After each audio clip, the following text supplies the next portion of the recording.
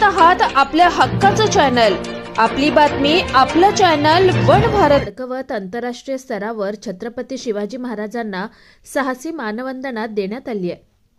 कल्याणमधील कोळिवली गावातील कुस्तीपटू कैलासवासी बळीराम कारभारी यांचे सुपुत्र अजित कारभारी यांनी ब्रिगेडियर सौरभ सिंग शेखावत यांच्या प्रोत्साहनाने रशियामधील एरोग्लॅड कोलमना येथे 36 डिग्री सेल्सिअस तापमानामध्ये L-410 या हवाई जहाजातून 5100 मीटर आकाशातील छत्रपती शिवाजी महाराजांच्या प्रतिमेचा ध्वज फडकवत छत्रपती शिवाजी महाराजांना साहसी मानवंदना देत प्रथम भारतीय नागरिक ठरलेत.